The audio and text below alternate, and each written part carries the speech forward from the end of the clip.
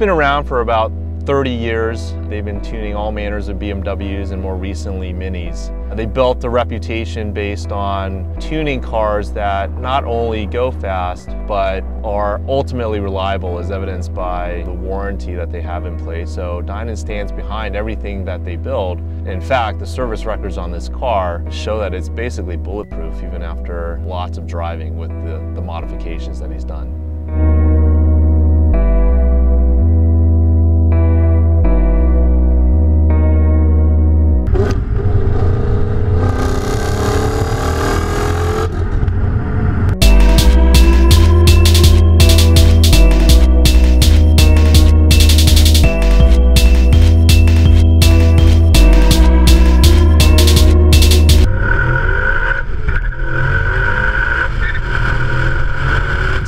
These represent the modern classics, cars that aren't over gizmoed, yet have enough of the accoutrements that make them easily drivable every day. The modifications that Dinan's made to this car are pretty extensive.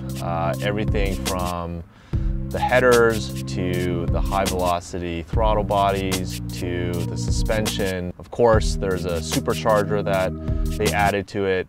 He's made a bunch of other modifications to this car that make sure that the power doesn't over stress the car. So he's stiffened up different parts of the car, stiffened up this clutch. So basically all the components affected by the additional power of this car, he's gone through and reworked.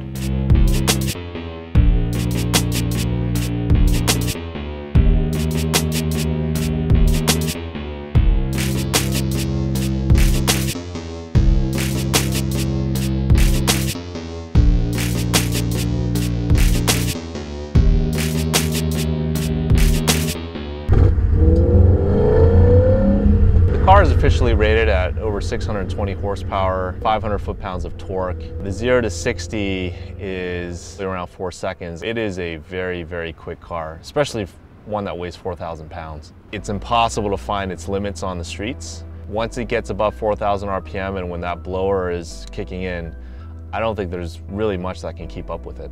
My understanding is that Dinan only converted about 30 of them. This car in particular was converted in 2005. It's the 5th one. My favorite thing about it is just how drivable it is for a beast that's got as much power as it does. It really can be driven daily. My 993 Turbo, which has a few mods to it, I'm pretty sure this car can actually beat it in a straight line. I think BMW cars today are certainly very nice cars. They've gotten bigger, they've gotten heavier, a lot of gizmos. All of the buttons in this car, there's 2, sport button and a traction control off. I think BMW has taken their cars in a much more GT direction. And for me, again, the modern classics are where it is driving in its purest form.